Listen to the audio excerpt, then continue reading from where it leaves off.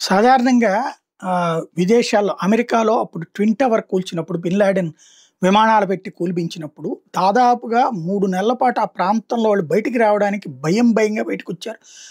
అసలు ఆ ప్రాంతానికి రావడానికి వణికిపోయారు. దాదాపు చాలా రోజుల పాటు అమెరికా ఒక దిగ్భ్రాంతికి గురైపోయింది. అందుకనే అమెరికన్, యూరప్ దేశాల వాళ్ళకి సంబంధించి ప్రపంచ దేశాల మీద దాడులైతే చేస్తారు. వాళ్ళందరిని దిగ్భ్రాంతికి గురి చేసామని చప్పట్లు కొట్టుకుంటారు గానీ, తమ దగ్గరకొచ్చేటకు వణికి చస్తారు అన్నటువంటి పేరుంది.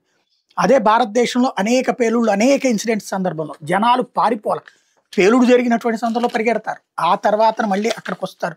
నేను హైదరాబాద్‌లో ఉన్నప్పుడు చూశాను. ఈ Dilsukh Nagar bomb blast incident, ఆ షిరిడీ సాయిబాబా ఆలయం దగ్గరలో జరిగినటువంటి సందర్భంలో నేను జెమినీలో ఉన్నాను.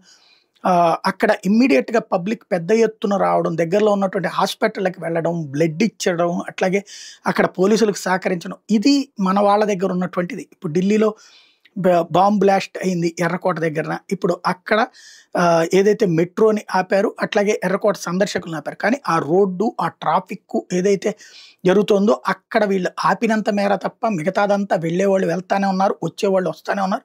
ఢిల్లీలో ఎవరు భయపడిపోయి తమ ఉద్యోగాలు ఆపుకోవడమో, తమ వ్యాపారాలు ఆపుకోవడమో, తమ జీవన శైలిని ఆపుకోవడమో లేదు. ఢిల్లీ వాళ్ళు ధైర్యంగానే తిరుగుతున్నారు. అట్ ద సేమ్ టైం బాధితులకి అండగా నిలబడుతున్నారు. అదే సందర్భంలో బాధ పెట్టిన వాళ్ళని శిక్షించాలని కోరుకుంటున్నారు. అది భారతీయుల్లో ఉన్నటువంటి లైట్ తీసుకునేటటువంటి తత్వం.